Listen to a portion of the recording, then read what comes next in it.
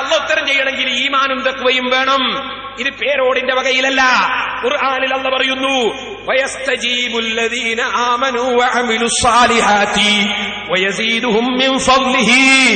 അള്ളാഹ് ഉത്തരം ചെയ്യുന്നത് ഈമാനും സൽക്കർമ്മവും ഉള്ളവർക്കാണ്. ഈമാനും സൽക്കർമ്മവും ഇല്ലാത്ത മൗലവിമാർക്ക് ഉത്തരം ഇല്ല. ഇത് തന്നെ അല്ലാഹുവിന്റെ റസൂലും പറയുന്നു, അന്നാ യുസ്തജാബു ലഹു. ഹറാമും തിന്ന് ജീവിക്കുന്നവന് എങ്ങനെ ഉത്തരം കിട്ടും? അല്ലാഹ് ഉത്തരം കൊടുക്കൂല. അപ്പൊ അല്ലാഹ് എല്ലാവർക്കും ഉത്തരം കൊടുക്കൂന്ന് അല്ലാഹ് പറഞ്ഞിട്ടില്ല. ഉത്തരം കൊടുക്കണമെങ്കിലും വിളിക്കുന്ന സാധനത്തിന് ശക്തി വേണം. ശക്തി അനുസരിച്ചാണ് ഉത്തരം കിട്ടൽ.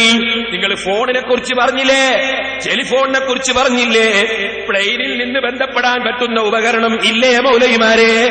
ഒന്നുകൂടി പറയട്ടെ, അതേ അമേരിക്കക്കാരൻ അതാ ചന്ദ്രനിലേക്ക് പോയാൽ ചന്ദ്രനിൽ നിന്ന് അമേരിക്കയിൽ ബന്ധപ്പെടുന്നില്ലേ?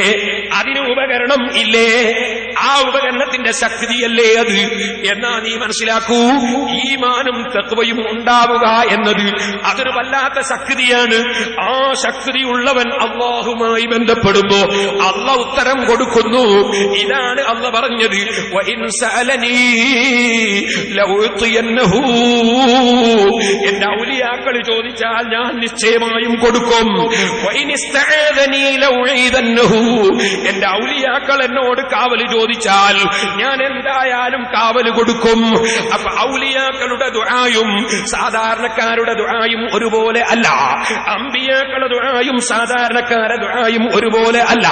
മഹാന്മാരുടെ ദുആയും സാധാരണക്കാരുടെ ദുആയും ഒരുപോലെ അല്ല. ആത്മീയമായ ശക്തിയും പവറും എത്രയുണ്ടോ, ഉപകരണത്തിന്റെ ശക്തി എത്രയുണ്ടോ, അതനുസരിച്ച് കേന്ദ്രത്തിലേക്ക് ബന്ധപ്പെടാൻ കഴിയുന്നത് നമ്മുടെ ഭൗതികമായ കാഴ്ചപ്പാടിൽ നമ്മൾ കാണുന്നു. എന്നാൽ ആത്മീയ കാഴ്ചപ്പാടാണ് ഞാൻ പറയുന്നത്. ആത്മീയമായ പവർ എത്രയുണ്ടോ അത്രയും അല്ലാഹുവിങ്കിൽ നിന്ന് ഉത്തരം കിട്ടുന്നു. അവിടെ അല്ലാഹ് ഉപകരണം പോലെയാണ് എന്നല്ല പറഞ്ഞതിന്റെ അർത്ഥം. ഖബറിൽ അദാബുണ്ടോ എന്ന് ചോദിച്ചു. ഉടനെ തന്നെ പറഞ്ഞ്, ഉറങ്ങുമ്പോ സ്വപ്നം കാണലില്ലേ? ഉണ്ട്. പേടിച്ചു വരില്ലേ? ഉണ്ട്. എങ്ങനെ? വേറെയുള്ള ആൾ കാണുന്നുണ്ടോ? അടുത്തുള്ള ആൾ കാണുന്നുണ്ടോ? ഇല്ല. അപ്പൊ മറ്റാളെ കാണാതെ തന്നെ അള്ളാഹ് ശിക്ഷിക്കാന്നും സൂചിപ്പിക്കാന്നും മനസ്സിലായില്ലേ? മനസ്സിലായി. ഇതൊരു ഉദാഹരണം പറഞ്ഞതാ. അപ്പൊ പെട്ടെന്ന് ഒരാൾ പക്ഷേ സ്വപ്നം കാണല ഖബറില്? ഖബറിൽ സ്വപ്നമല്ല. ഇത് നിങ്ങൾക്ക് മനസ്സിലാകാൻ ഉദാഹരണം പറഞ്ഞതാ. ഇതുപോലെ അല്ലാഹുവിന്റെ റസൂലിനോട് ഒരു മുശ്രിക്ക് ചോദിച്ചു, മയ്യുഹിൽ ഇളാമോ ഹിയ റമീം. ഒരു ദ്രവിച്ച എല്ലും കൈ പിടിച്ചിട്ട് ഈ എല്ലിനെ ആരാ ജീവിപ്പിക്കാൻ? അല്ലാഹുവിന്റെ റസൂലിനോട് എന്താ മറുപടി ഞാൻ പറഞ്ഞത്? ഖുൽ യുഹീഹല്ലദീ അൻശാഹ അവ്വല മറ. ആദ്യം അതിനെ ജീവിപ്പിച്ചില്ലേ അല്ലാഹ്? അതെ, അതേ അല്ലാഹ് ജീവിപ്പിക്കും. മനസ്സിലാകാൻ പറഞ്ഞതാ ഉദാഹരണം. അപ്പൊ അവിടെ ചോദ്യം, ഈ ആദ്യം ജീവിപ്പിച്ച അല്ല അത് വീട് കൊണ്ടുവല്ലേ എന്ന് ചോദിച്ചാൽ ചോദിച്ചോ വിട്ടിയാന്നല്ലാണ്ട് ഖുർആൻ വിട്ടിയാവോ? ഇതുപോലെ മൗലവിമാരെ 24 മണിക്കൂർ ഒരാൾക്ക് ഒരു സംഗതി 24 മണിക്കൂർ കിട്ടുന്നു എന്നതുകൊണ്ട് അല്ലാഹ് ആവൂല എന്നുള്ളത് ബുദ്ധിയുള്ളവര് മനസ്സിലായി. ഞാൻ ഉദാഹരണം പറഞ്ഞതാ. ഈ ഉദാഹരണത്തിനെ പിടിച്ചുകൂടിയിട്ട് മൗലവി പറയുന്നത് ഇയാളെ വെള്ളത്തിലുരുത്തിയിടോ എന്നാ പിന്നെ പറയാൻ പോകുന്നത്. ഒരു ഉദാഹരണം പോലും മനസ്സിലാക്കാൻ കഴിയാത്ത തലച്ചോറ്. എന്തെല്ലാം മൗലവിയുടെ ചോദ്യങ്ങൾ.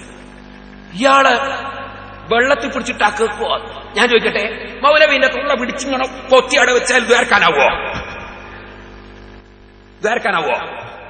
അതുകൊണ്ട് അള്ളാഹ് കേൾവില്ലാതാ, അള്ളാഹ് ഉത്തരം ചെയ്യൂലാതാ.